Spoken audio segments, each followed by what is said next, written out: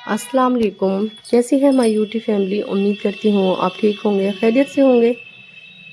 तो आज का ब्लॉग शुरुआत करती हूँ मैं मेडिकल से कि मेरी नहीं है अचानक से तबीयत ख़राब हुई। अचानक ही समझे इस चीज़ को। मुझे पता ही नहीं लगा कि मेरे साथ क्या हो रहा है।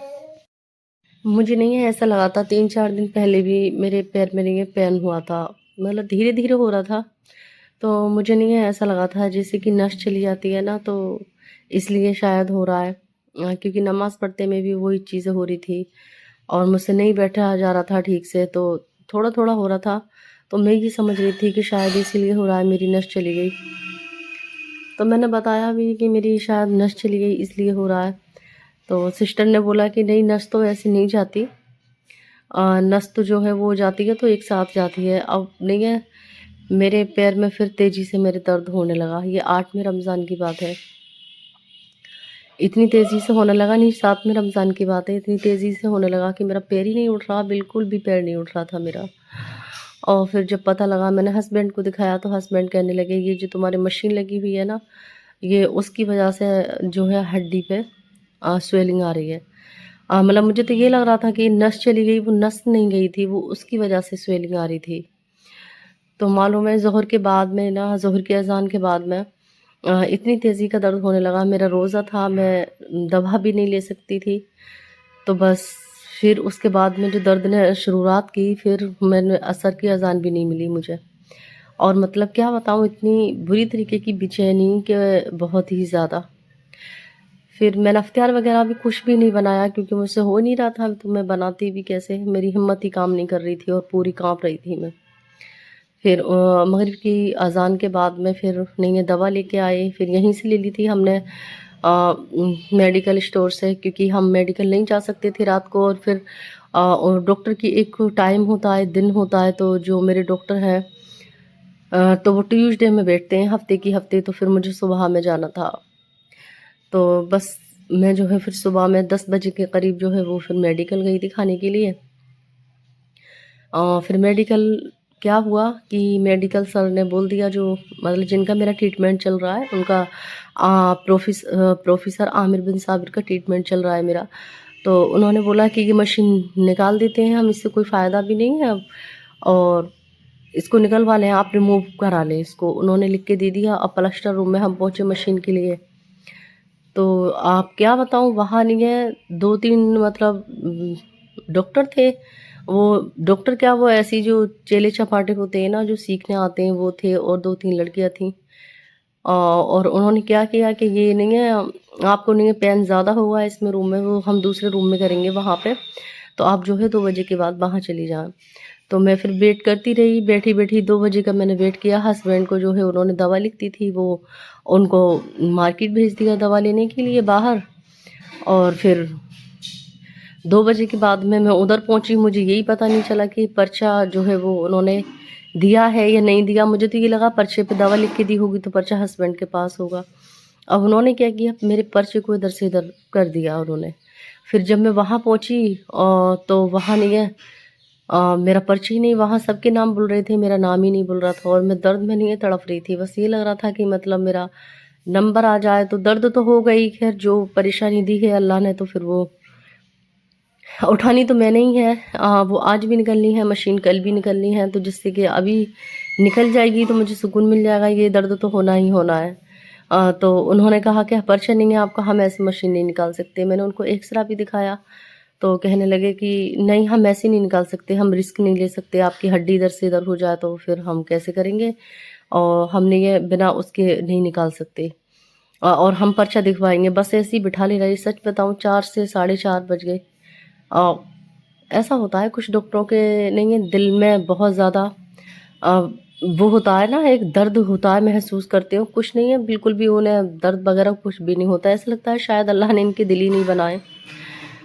शायद ऐसे ही था, उनके अंदर दिल ही नहीं था, और उन्होंने कोई भी पर्चा मेरा नहीं दिखवाया। और बार-बार वो मुझसे यही कहें, और मैं कहूँ कि सर मैं जो है वो पर्चा तो दिखवा लें आप इसको दिखाने के लिए। उन्होंने पर्चा नहीं दिखवाया। फिर बोले कि आप कब तक वेट करती रहोगी फिर इस तरह से, क्योंकि आपका तो हम ये नहीं करेंगे, आपको अगले हफ्ते फिर आना पड़ेगा। फिर वहाँ से मैंने ये निकल आई और फिर वहाँ अफ्तार का भी टाइम हो गया क्योंकि हस्बैंड का भी रमज़ान था। तो फिर गाड़ी में बैठ के हमने निकल गए थे हम जगरिया के लिए। फिर होटल पे वहाँ रेस्टोरेंट पहुँचे, वहाँ हमने अफ्तार वगैरह किया। लेकिन मेरा मन बिल्कुल भी नहीं लग रहा था क्योंकि इधर नहीं है, बच्चे रह गए थे। और जब बच्चों का मुंह देखती हूँ ना मैं, तो बस ऐसा लगता है कि बस रोऊं या फिर उनको देखती रहूं। क्योंकि जब सिंगल होती है ना, वो कोई परेशानी होती है तो आगे पीछे कोई नहीं होता, इतना वो नहीं होता। और जब बच्चे हो जाते हैं, अपनी फैमिली होती है, तो बच्चों को देख के बहुत ही रोना आया था मुझे। बस मेरा नहीं है, मन भर भर के आ रहा था कि मेरे बच्चे नहीं है। क्योंकि जो छोटी वाली बच्ची है ना, वो रह गई थी तो कह रही थी नहीं मामा मैं साथ जाऊंगी। तो उनके पापा ने कहा कि नहीं बेटा, पैर में परेशानी है अम्मा के और मैं दिखाने के लिए जा रहा हूँ। मतलब हम शॉपिंग वगैरह नहीं जा रहे करने के लिए, हम डॉक्टर के पास जा रहे हैं, तुम यहीं रह जाओ। तो पहले तो वो रोने लगी, फिर उन्होंने समझाया तो उसकी समझ में आई। फिर कहने लगी ठीक है पापा जाएं आप दवा लेने के लिए, अम्मा को दवा दिला लाएं। फिर उसके बाद में हम रेस्टोरेंट, हमने हस्बैंड ने थोड़ा सा टाइम जो है वो वहाँ स्पेंड किया। फिर हम बैठे उठे वहाँ, फिर उसके बाद में वहाँ से हम चले। फिर घर पे आई क्योंकि मुझे बच्चों की बहुत ज़्यादा याद आ रही थी। और फिर इतनी देर में नहीं है, बच्चों ने कॉलें भी की कर दी थी। दोनों बेटियां कॉल कर रही थी कि मम्मा कहाँ हो, पापा कहाँ हो, जल्दी आ जाओ, अब तो बहुत टाइम हो गया। और हमारा कोई भी काम नहीं बना उस दिन। तो बस ऐसे ही होता है कि कभी कभी ऐसा लगता है कि शायद ज़िंदगी जो है वो यहीं थम सी गई है। लेकिन फिर हिम्मत करके उठना होता है कि नहीं, फैमिली भी है अपनी। सच बताऊं तो बस मुझे तकलीफ़ होती है ना, तब तक मैं बस रेस्ट करती हूँ, जब तक कि मतलब मेरा लगता है कि मेरे ज़्यादा पेन हो रहा है और मुझे बर्दाश्त नहीं हो रहा। और उसके बाद में फिर जो है वो अपने बच्चों में लग जाती हूँ। क्योंकि आपको देखने वाला कोई भी नहीं होता है। ये आपने ध्यान रखना है कि जब कोई भी परेशानी है, मुसीबत है, कोई दुख है, दर्द है, तो आपने अकेले ही झेलना होता है। आपका साथ कोई भी नहीं देगा इस टाइम पे। जो अपने होते हैं ना, वो भी भाग खड़े होते हैं। वो भी यही कहते हैं कब तक की परेशानी है, कब तक हम जो है वो साथ दें। तो बस कोई भी साथ नहीं देता। लेकिन हाँ, ये चीज़ है कि जो आपका हमसफ़र है, हस्बैंड है, वो समझने वाला होना चाहिए। तो उससे ही ज़िंदगी आपकी अच्छी लगती है। बस मुझे जब कभी मुझे परेशानी में ऐसी आती हूँ, तो मेरे हस्बैंड मेरे साथ होते हैं और वो मुझे हौसला देते हैं कि नहीं गुड़िया, एक दिन तो तुम ठीक हो जाओगी, अल्लाह चाहेगा इंशाअल्लाह अपने पैर पे खड़ी हो जाओगी, चलोगी तुम। तो बस अल्लाह से उम्मीद है और उस पे तवक्कुल है। मेरा बहुत बड़ा यकीन है कि जब तक मेरा साँस में साँस है, तो बस कि मुझे लगता है कि हाँ, मैं एक दिन आएगा और मैं एक दिन ठीक हो जाऊँगी। क्योंकि ऐसे-ऐसे पेशेंट देखे हैं ठीक होते हुए, और फिर अल्लाह की कुदरत तो बहुत बड़ी है। वो तिनके में जान डाल देता है, कहते हैं ना पत्तों में भी जान डालता है। सच बताऊँ, जो लोग हिचकियाँ ले रहे होते हैं और जब उनकी ज़िंदगी होती है ना, तो वो साँस भी वापस आ जाती है। क्योंकि उसकी कुदरत बहुत बड़ी है, हर चीज़ पर कादिर है वो। कभी खुदा से नाउम्मीद ना होना चाहिए। मैं कभी भी अल्लाह ताला से नाउम्मीद नहीं होती कि नहीं मैं ठीक नहीं होंगी। लेकिन हाँ, लोगों के दिल के वसवसे होते हैं, लोग अपने उनके एक यकीन है, उनका एक दिमाग है, उनकी जो एक सोच है वो उनकी है कि वो मेरे बारे में क्या सोचते हैं। लेकिन मुझे अल्लाह पे पूरा यकीन है कि मैं एक दिन ज़रूर ठीक होंगी। क्योंकि दुआ में भी बहुत असर होता है। जो मेरे अपने हैं बहुत ज़्यादा दुआएं करते हैं, मेरी अम्मी, मेरे घर वाले बहुत ज़्यादा, मेरे हस्बैंड मेरे लिए बहुत दुआ करते हैं। तो आप भी मेरे लिए दुआ करना, क्योंकि दुआ की ही ज़रूरत है। और यहाँ बनाया था मैंने मटन का पुलाव। क्योंकि ये नहीं है, मटन आया हुआ रखा था, हस्बैंड ने लेके आए थे और ये मैं बना नहीं पाई थी। तो फिर मैंने नहीं इसको बनाया था।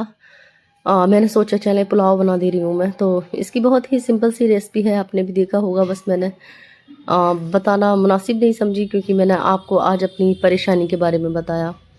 तो बहुत ही मज़े का पुलाव बना था ये। क्योंकि अ, अब होटल का बिल्कुल भी नहीं खाया जाता, मुझसे ही नहीं खाया जाता, तो हस्बैंड को भी ज़्यादा पसंद नहीं है। बस थोड़ी सी मेरी तबीयत जो वो ठीक हुई, क्योंकि फिर तो मैंने फटाफट से नहीं यहाँ पुलाव बना लिया था, क्योंकि रमज़ान था।